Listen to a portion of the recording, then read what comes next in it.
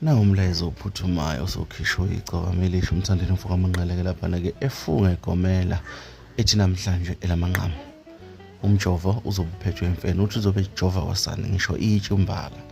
Usho icokama ka-Elisha sazuba futhi yozela nkomoni-ke siyakhumbula bafowethu ukuthi umhla ka-30-ke usufikile ngampela ususeduze njengoba-ke sesibala iy'nsuku-ke laphana-ke kwazisa phela ukuthi-ke uzokhipha-ke umsebenzi wakhe kumthandeni mfoka amanqaleke la khona-ke azodedile i-album-ke eyiphelele asazi uma kunje kodwa-ke le nkulumo-ke ishiye abantu abaningi-ke bebamba ngezansi-ke laphana-ke siyakhumbula ukuthi masikhuluma ngomthandeni-ke sikhuluma ngendoda-ke yamahithi-ke athandwa i-South Africa. Ubhale kanje uthi kusasa-ke iyaqala-ke inkathazo-ke madoda wathi-ke umjovo-ke uphethwe imfene manje ijova ngisho itshe wasefaka isikhova sakhe-ke laphana-ke njengoba-ke simazi ukuthi-ke uyisikhova-ke sikazwelonke.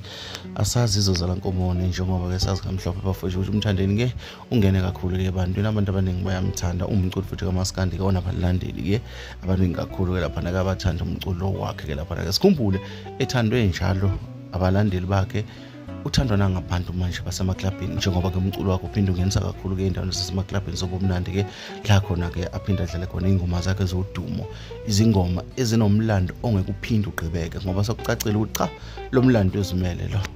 Into engenza ngisho njalo ingoba wonke ama-album aphumile njengoba sibona aphumile kodwa ayikho ngisho naneyodwa ekhombisa-ke ukuthi isondela-ke kumlando weParis, isondela kumlando-ke weGush, okukhomba ngokusobala-ke ukuthi-ke ibhola umthandeni-ke lisasekhwapheni kuyena. Nakho-ke sebuya ethi-ke laphana-ke nakanjani-ke namhlanje-ke uzobe ejova ngisho uhlanya okungenzeka ukuthi sizolindile i-CD cover noma i-promo kodwa kukhona okuzokwenzeka namhlanje njengoba kuMande kumsombuluko ekuseni le post ibhale izolo-ke laphana-ke ekhasini lakhe-ke elalisa-ke abantu abaningi bethukile.